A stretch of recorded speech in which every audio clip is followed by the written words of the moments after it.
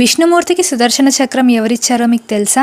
ఒకప్పుడు భయంకర రాక్షసులు ముల్లోకాల్ని చాలా ఇబ్బంది పెడుతున్నారు.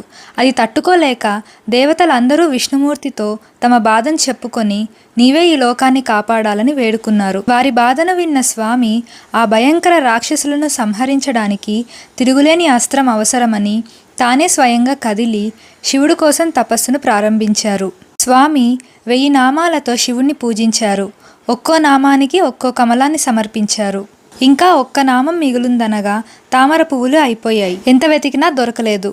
తనను భక్తులు కమలనేత్రుడు అంటారన్న విషయం స్వామికి గుర్తొచ్చి ఆ ఒక్క పువ్వుకి బదులు కమలం వంటి తన కన్నునే శివుడికి సమర్పించారు. అది చూసిన శివుడి మనస్సు కరిగి శివుడు వెంటనే విష్ణుమూర్తి ముందు ప్రత్యక్షమై, స్వామి, ఇంత తపస్సేమిటి? ఏం కావాలో చెప్పండి. మీకు ఇవ్వరానిదంటూ ఈ లోకంలో ఏదన్నా ఉందా అని అన్నారు. అందుకు విష్ణుమూర్తి, స్వామి, మీకు తెలియందంటూ ఏమీ లేదు అని జరిగిన విషయాన్నంతా చెప్పారు. అప్పుడు శివుడు తన 3వ కన్ను నుండి 1000 సూర్యకాంతులతో వచ్చిన సుదర్శన చక్రాన్ని విష్ణుమూర్తికి ఇచ్చి, ఈ సుదర్శన చక్రం మీదే. ఇది ధర్మాన్ని కాపాడుతుంది, అధర్మాన్ని నాశనం చేస్తుంది. ముల్లోకాల్లో దీని శక్తిని ఎవరూ ఆపలేరు అని చెప్పారు. అప్పటి నుండి సుదర్శన చక్రం విష్ణువుతో ఒకటై సర్వ జగత్తును కాపాడే శక్తిగా నిలిచింది.